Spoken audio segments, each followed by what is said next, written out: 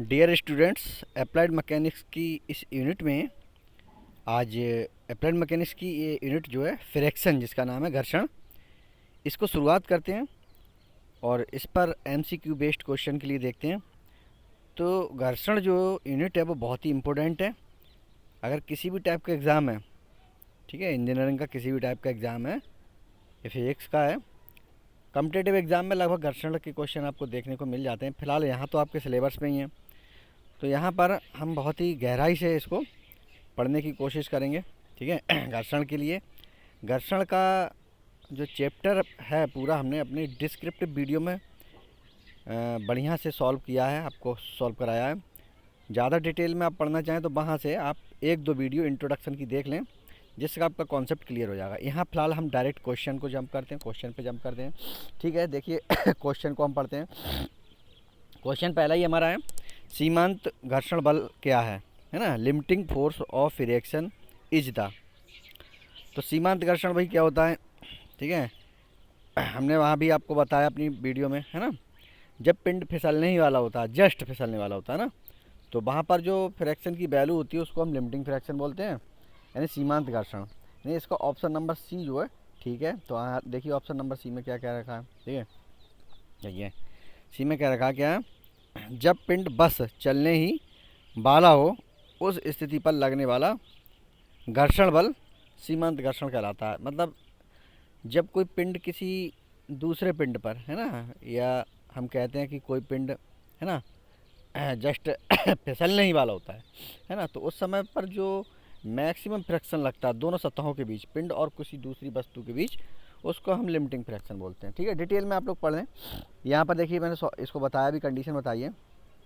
चलिए देखते हैं लिमिटिंग फ्रैक्शन की कंडीशन। देखिए यहाँ पर क्या है, क्या लिखा हुआ है आंसर में, जब पिंड बस चलने ही वाला हो उस स्थिति में उस पर लगने वाला घर्षण बल सीमांत घर्षण बल कहलाता है, यह होता है ना, यानी चरम या सीमांत घर्षण, है ना, फ्रैक्शन। तो यहाँ देखिए लिमिटिंग फ्रैक्शन, जब दो पिंडों के संपर्क तल पर, दो पिंडों के संपर्क तल पर, ये वाली लाइन में पढ़ रहा हूँ, तल पर वह अधिकतम घर्षण बल या वह अधिकतम घर्षण जब उन पिंडों के सापेक्ष गति होने ही वाली होती है, चरम या सीमांत घर्षण कहलाता है। और संबंधित अधिकतम घर्षण बल को चरम या सीमांत घर्षण यानी लिमिटिंग फ्रैक्शन या लिमिटिंग फोर्स बोलते हैं। तो आप समझ गए ना, जो मैक्सिमम वैल्यू होती है, यानी जब दो पिंड एक दूसरे पर फिसलने वाले होते हैं या एक पिंड किसी दूसरे पिंड पर जस्ट ठीक फिसलने ही वाला होता है, उस समय जो मैक्सिमम फोर्स लगता है उस पिंड की सतह के बीच फ्रैक्शन के रूप में, है ना, तो वो हमारे पास क्या कहलाता है, चरम घर्षण, जिसको हम लिमिटिंग फ्रैक्शन बोलते हैं। चलिए अगला क्वेश्चन देखते हैं। देखिए अगला क्वेश्चन हमारे पास क्या दे रखा है, यह है, यदि किसी पिंड का भार W है ना, W है, झुकाव वाले समतल का कोण अल्फा है और घर्षण का कोण फाई है, तो पिंड को विरोध करने का आवश्यक बल जब ये समतल को ऊपर ले जाने के लिए प्रवृत्त होता है तो वह है ये आपसे पूछा गया है। ठीक है, तो देखिए, if W is weight of a body, alpha is angle of an inclined plane and phi is angle of friction. तो ठीक है, अल्फा क्या है हमारे पास, इंक्लाइंड एंगल है प्लेन का, और फाई क्या है, फ्रैक्शन एंगल है। ठीक है, then the force required to drag, ठीक है, the body when it is just impending to move up the plane is. यहाँ भी इम्पेंडिंग कंडीशन दे रखी है, यानी पिंड जस्ट फिसलने ही वाला होता है, वो कंडीशन दे रखी है। क्वेश्चन को आप एक दो बार पढ़ेंगे। एक डेरिवेशन है जिसको मैंने कराया था अपनी डिस्क्रिप्टिव वीडियो में, तो इसको आप याद रखेंगे। ये 10 में होता है, ठीक है, W 10 alpha plus phi, B option इसका ठीक है, ऑप्शन नंबर 20 का ठीक है, ये याद रखेंगे, W 10 अल्फा प्लस फाई। तो अगर आप ज़्यादा पढ़ना चाहते हैं तो यहाँ पर मैंने इसका सोल्यूशन ये दिखाया है, ठीक है, ये आप सोल्यूशन देख सकते हैं, है ना। W जो बॉडी है, देखिए यहाँ पर हमने दिखाई है, कोई W ये बॉडी है, ये ठीक है, W बाहर की ये वाली बॉडी है जिसका वेट ये नीचे लगेगा, है ना, और ये इंक्लाइंड से, ये इंक्लाइंड प्लेन है, ये अल्फा एंगल है, ठीक है, इंक्लाइंड प्लेन का। और ये बॉडी का जो वेट है W वो नीचे लगा हुआ है ना। तो इसको मैंने आपको डिटेल में कराया है, आप वहाँ से या फिर यहाँ से इसको देख सकते हैं। इसके ऑरिजेंटल वर्टिकल कंपोनेंट बना के रिलेशन निकाला है और ये आपका आंसर आ जाएगा। हमको इतना नहीं करना, बस जस्ट याद रखना, क्योंकि हमें ऑब्जेक्टिव टाइप क्वेश्चन को सॉल्व करना है और सीधा सीधा हम इसको टिक लगा देंगे, है ना। P बराबर W10 alpha plus 5। Question number 39 139 है ना, 139। ठीक है, इसको पढ़ते हैं क्वेश्चन को। क्या है? परिणामी प्रतिक्रिया और उस तल के अभिलंब के बीच का कोण जिस पर पिंड गति करता है क्या कहलाता है? ठीक है, तो ये आपका क्या है इसका BA, ठीक है, ए सही है, एंगल ऑफ लिमिटिंग फ्रैक्शन। फिर से पढ़ दें। परिणामी प्रतिक्रिया और उस तल के अभिलंब के बीच का कोण जिस पर पिंड गति करता है सीमांत घर्षण कोण कहते हैं। सीमांत घर्षण कोण कहलाता है। इसका ऑप्शन नंबर ए आपका ठीक है, ठीक है, ऑप्शन नंबर ए। तो यहाँ पर जो इसका देख लीजिए डायग्राम बना के समझाया है जो है ये, ठीक है, ये है आपका है परिणामी प्रतिक्रिया। हमने आपको बताया था, और जब हमने वीडियो स्टार्ट किया था पढ़ाना तो आप लोगों ने ही कमेंट करके बोला था कि सर हमारे ऑब्जेक्टिव क्वेश्चन आएंगे, आप डिटेल में ना पढ़ाएं घर्षण। ठीक है, तो हम डिटेल में नहीं पढ़ा रहे हैं, हम सीधा सीधा डिटेल में हमने पढ़ाए अपनी वीडियो। उन्हें देखना चाहें तो आप देख लें, बस देखो आप सीधे, ठीक है, कोई बात नहीं है। हम ये आप आगे बढ़ रहे हैं। यहाँ पर ये कंडीशन लिख रखी है हमने, देखिए इसकी कंडीशन भी लिख रखी है, इनको आप पढ़ सकते हैं कि कहाँ क्या है। देखिए ये बहुत अच्छे से लिखे हुए हैं पॉइंट। साम्यावस्था में पिंड पर 3 बल कार्य करते हैं।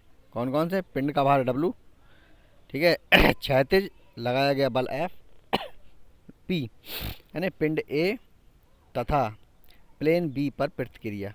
परिणामी प्रतिक्रिया और उस तल के अभिलंब के बीच का कोण जिस पर पिंड गति करता है सीमांत घर्षण कोण कहलाता है। आप देख लेंगे, हमें बस ऑब्जेक्टिव कराना। आप लोग पहले ही बोल चुके हैं कि नहीं, हमें डिटेल में नहीं जाना है। ठीक है भाई, आप देख लीजिए। अगला देखिए क्या है। ये क्वेश्चन आपके काम का नहीं है, ठीक है, ये क्वेश्चन नंबर आपके काम का नहीं है, इसको आप छोड़ दें, है ना। आगे देखते हैं। देखिए यहाँ पर ये बढ़िया क्वेश्चन है। Which of the following is incorrect in the law of dry fraction, यानी शुष्क घर्षण के नियम के संबंध में इनमें से कौन सा गलत है। ठीक है, सब सही क्वेश्चन दे रखे हैं लेकिन गलत हमको इसमें से छांटना है। ठीक है, तो आप सभी पढ़ेंगे और ड्राई फ्रैक्शन आपको पता हो तभी आप जान पाएंगे। इसका विकल्प मैंने यहाँ देखिए बी, इसका ठीक है। ठीक का मतलब 3 स्टेटमेंट ठीक है और बी स्टेटमेंट गलत है जो कि इन्होंने पूछा है ना। क्या है? दोनों तलों के बीच संपर्क क्षेत्रफल पर निर्भर करता है। तो यहाँ पर ये शुष्क घर्षण जो है वो क्षेत्रफल पर ही निर्भर नहीं करता है ना, बाकी चीज़ों पर निर्भर करता है। तो क्वेश्चन को आप देख लीजिए, है ना, किस तरह से बताया गया है। इसका हमने यहाँ पर डिटेल में आंसर भी लिख रखा है। ठीक है, आप देख लीजिए यहाँ पर, ये है इसका आंसर हो जाएगा। आंसर क्या है? बी इसका आंसर ठीक है। घर्षण बल दोनों सतहों के बीच संपर्क क्षेत्रफल पर निर्भर करता है। ठीक है, ये तो इसका गलत हो गया आंसर, जो कि पूछा गया है कि कौन सा स्टेटमेंट ठीक नहीं है। अब देखिए शुष्क घर्षण के नियम के अनुसार कौन कौन से नियम है। देखिए ये 3 नियम है। इनमें से कोई सा पूछा जा सकता है आपसे। ठीक है, घर्षण बल हमेशा पिंड की गति के विपरीत दिशा में कार्य करता है, पहला हो गया। दूसरा क्या? सीमांत घर्षण के परिमाण और 2 संपर्कित सतहों के बीच सामान्य प्रतिक्रिया के बीच का अनुपात स्थिर होता है। वेरी गुड, बहुत अच्छा लिखा हुआ है ये। अगला देखिए, घर्षण बल सतहों के खुरदरेपन या चिकनाई पर निर्भर करता है। ठीक है भाई, आपको पता है फ्रैक्शन क्या है। बॉडी के जो, ठीक है, रफनेस होती है या फिर स्मूथ, उस पर डिपेंड करता है। ठीक है, क्वेश्चन नंबर अगला बढ़ते हैं। अगला देखिए अब क्या है। देखिए इस क्वेश्चन में बोला गया है क्षैतिज के साथ एक झुके हुए समतल द्वारा, यानी क्षैतिज के साथ एक झुके हुए समतल द्वारा, ठीक है। एक बार क्वेश्चन को फिर से रिपीट करते हैं। क्षैतिज के साथ एक झुके हुए समतल द्वारा बनाया गया न्यूनतम कोण को क्या कहा जाता है? ठीक है, ये पूछा गया। जैसे कि झुकी हुई सतह पर रखी हुई वस्तु को स्लाइड करना शुरू किया जाता है। तो देखिए इसमें जो आपका आंसर है सी, ठीक है। ठीक है, इसको बोलते हैं एंगल ऑफ रिपोज। ठीक, एंगल ऑफ रिपोज हमने आपको डिटेल में पढ़ाया है, आप वहाँ से जाके देखें। बार बार हमें बोलना पड़ रहा है, ये हमने पढ़ाया है।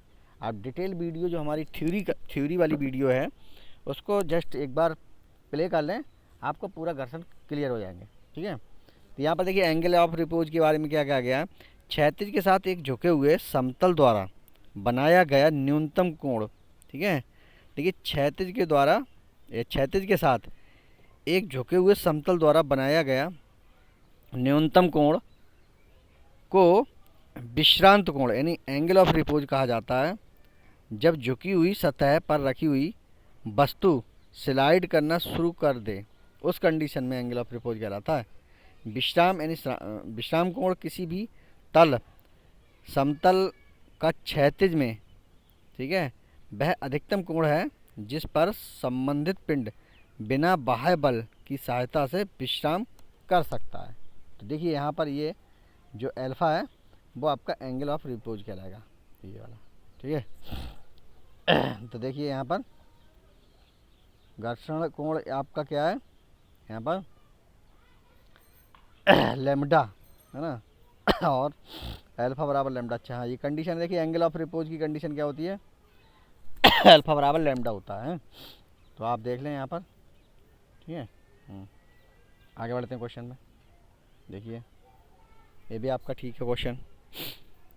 कूलाम घर्षण के बीच लगने वाला घर्षण बल है। Coulomb fraction is the fraction between. तो इसका ऑप्शन नंबर सी आपका ठीक है। ठीक है, कूलाम के लिए याद रखेंगे Coulomb friction, option number C. सापेक्ष गति वाले पिंड, इसके बारे में देखिए यहाँ पर लिखा हुआ क्या है, पढ़ेंगे, पढ़ लें एक बार। देखिए मैं पढ़ के सुना रहा हूँ। घर्षण बल प्रभावी तभी होता है, यानी जो आपका फ्रैक्शन है वो कब इफेक्टिव होता है, तब होता है जब पिंडों के बीच सापेक्ष गति हो, है ना। अगर पिंड रखे हुए हैं तब इफेक्टिव नहीं होता है, ये हमेशा गति का विरोध करता है। तो ये पॉइंट याद रखेंगे। आगे इसमें देखा, दो पिंड यदि शुष्क हों यानी ड्राई हों व उनके बीच सापेक्ष गति हो तो वहाँ घर्षण कूलाम घर्षण कहलाता है। अतः कूलाम घर्षण तभी होगा जब पिंडों के बीच सापेक्ष गति हो। ठीक है, तो अगले क्वेश्चन पर जंप करते हैं। देखिए अगला एक न्यूमेरिकल टाइप का आपका पढ़ते हैं। ठीक है, क्या है यहाँ पर दिया हुआ है। देखिए ये W बराबर, डायरेक्ट यहाँ से क्वेश्चन स्टार्ट है। ठीक है, W बराबर 20 किलो न्यूटन भार वाला एक ब्लॉक 36 से 30 अंश के कोण वाले आनत मतलब इंक्लाइंड प्लेन पर विश्राम अवस्था में रखा गया है। आनत तल के समांतर कार्यरत बल के घटक का मान ज्ञात कीजिए। ठीक है, तो इंक्लाइंड प्लेन है, उस प्लेन के समांतर पूछा इन्होंने, पैरेलल जो कंपोनेंट होगा, ठीक है, फोर्स का, उसको हमें निकालना है। तो यहाँ पर आंसर तो बाद में ही जज कर पाएंगे। ठीक है, बी विकल्प ठीक है, लेकिन यहाँ देख लीजिए आप। ठीक है, क्या है, देखिए ये बोला गया है यहाँ पर। ठीक, क्या बोला है, एक कोई बॉडी है वो इंक्लाइंड प्लेन पर रखी हुई है, कोई ये इंक्लाइंड प्लेन है मेरा। ठीक है, एंगल यहाँ पर 30 है और ये जो बॉडी है वो ये रखी हुई है। ठीक है, तो इसका वेट जो है वो W ये नीचे की ओर लगेगा और वेट आपका दे रखा है ना वेट दिया हुआ है। ठीक है, और ये इसकी रिएक्शन होगी, इसकी रिएक्शन होगी ये, है ना। तो यहाँ हम कैसे निकालेंगे, ठीक है, ये आपको दे रखा है यहाँ पर, ये वाला कंपोनेंट इसका क्या हो जाएगा, ये वाला साइन में हो जाएगा और ये वाला कॉस में हो जाएगा। ये साइन वाला कंपोनेंट पूछा है, यानी 20 कॉस नहीं 20 साइन, है ना, 20 साइन 30। तो यहाँ पर 20 साइन 30 की वैल्यू आप लगा देंगे। साइन 30 का मान कितना होता है, 1/2, और 20 को भाग करोगे 2 से तो 10 आ जाएगा। तो यहाँ पर आपका 10 किलो न्यूटन आपका आंसर हो जाएगा। ठीक है, देख लें एक बार आप। लो मैं आप कैमरे के बिल्कुल सामने ले आता हूँ।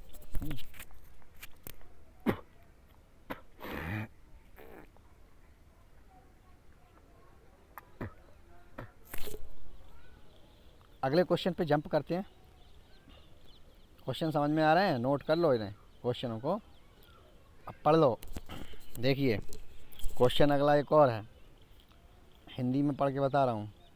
किसी खंड का द्रव्यमान m बराबर 4 किलोग्राम है और उसे एक स्प्रिंग से बांधा गया है जिसका स्प्रिंग नियतांक k बराबर 64 न्यूटन मीटर है, न्यूटन प्रति मीटर है। क्वेश्चन को फिर से मैं पढ़ रहा हूँ। किसी खंड का द्रव्यमान, यानी कोई मेरे पास ब्लॉक या खंड है जिसका मास m बराबर 4 किलोग्राम है और उसे एक स्प्रिंग से बांधा गया है जिसका